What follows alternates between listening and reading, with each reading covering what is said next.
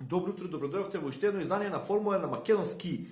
Ова недавно предпладне во исчекување на големата награда за Мексико. Вчера го видовме сите Макс Верстапен како ја зграби по позицијата за големата награда на Мексико, меѓутоа стојарите го имаат последниот збор, го поканија на разговор после квалификациите и се испостави дека Макс Верстапен не ги почитувал жолтите знамиња при неговото последно излегување. Оној последен летечки круг не успеал доволно да забави, така што не ги почитувал жолтите знамиња кои беа развејани и со тоа доби казна од 3 места подолу.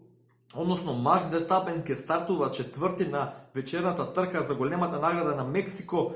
Прв избива на пол позиција, овој пат службено Чарлс Леклерк, повторно Ферари 1-2, Фетел ќе стартува втор.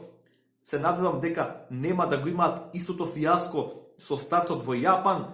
Трет ќе стартува Луис Хамилтон од Мерцедес, четврти ќе биде Макс Верстапен, веќе напоменавме, па Алекс Албон, потоа следува Валтери Ботас. За мене Валтери Ботас е познак прашање дали ќе стартува шести, бидејќи болидот синојка беше на вистина оштетен. Меѓутоа, доколку ниедна од компонентите оние круцијални не се променети, како мотор, менувач или нешто слично, тогаш Валтери Ботас ќе остане шести и доколку некои од тие компоненти се променети, ќе го видиме неколку места наназад на самиот грид. Потоа двата болида на Мекларен кои ќе стартуваат на мека, спротивно од првите 6 кои ќе стартуваат на средна компонента. Потоа двата болида на Торо Росо, одличен резултат за Хонда, покажа и со пол позицијата на Макс Верстапен дека Хонда на вистина има напреднато.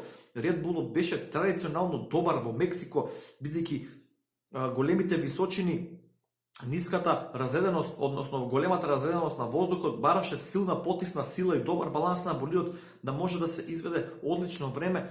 Меѓутоа, некако ахилова пета на Red Bull секогаш беше оној Рено мотор кој можеби не ги даваше максималните перформанси, но еве гледаме дека Honda оваа година навистина напред добар напредок и навистина сериозно прети кон Ферари и Мерцедес за кој ќе има најдобар мотор во иднина.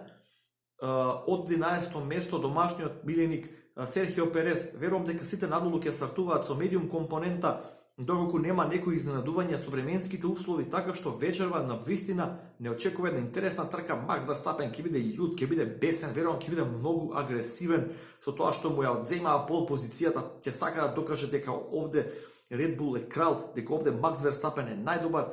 Луис Хамилтон е тука секогаш, иако верувам дека он ќе има еден предпазлив почеток со оглед на тоа дека двете Ферариња се напред.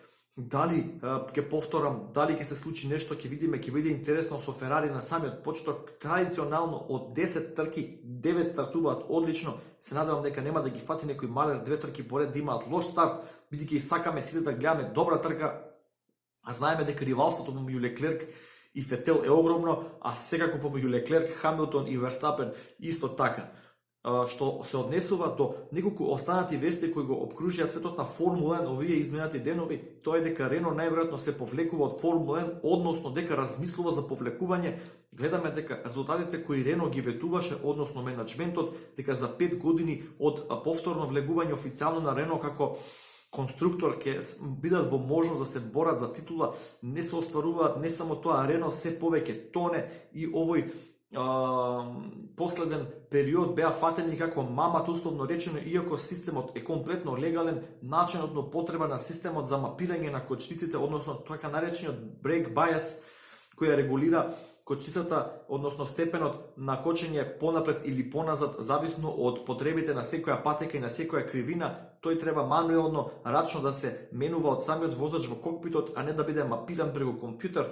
Така што иако софтверот, односно техничката спецификација е легална, начинот на употреба стојарите од FIA смета дека е нелегален, па го банира, така што Рено се најде во едни матни води и сега на ниво на компанија, на ниво на корпорација се преиспитува стратегијата во иднина, дали Формула 1 е она што навистина му треба на Рено како бренд.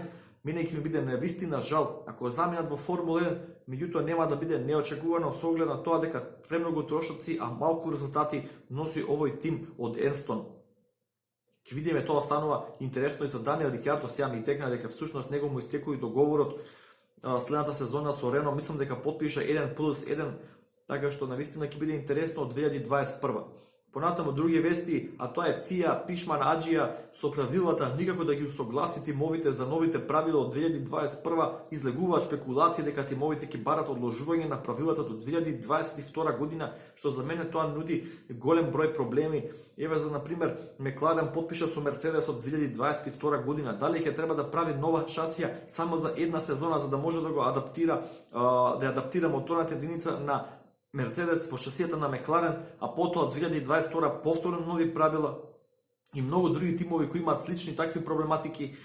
Мислам дека ФИА, односно тимот на Liberty Media, треба на вистина цврсто да застане за тимовите, односно спроти тимовите, бидејќи тимовите имаат енормно голема моќ во Формула 1, како олигополи се однесуваат. Они одлучуваат што ќе се случува, како ќе се случува. Ферари со неговото вечно право на вето, што е апсолутно нефер во секоја спортска смисла. Ако некое правило не им се свиѓа, можат секогаш да стават вето. Мислам дека Формула 1 ни очекува еден турбулентен период и се надевам дека ќе имаме максимално коректен и позитивен исход на крајот од сето ова.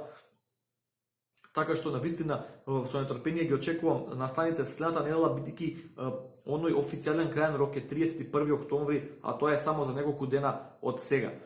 На крај, подсетување вечерва, иако часовникот е променет, повторно трката е во 20 часот и 10 минути по македонско време, значи една убава ноќна трка за македонски услови. Очекувам екстремно добра борба помеѓу Ферари, Мерцедес и Ред Бул.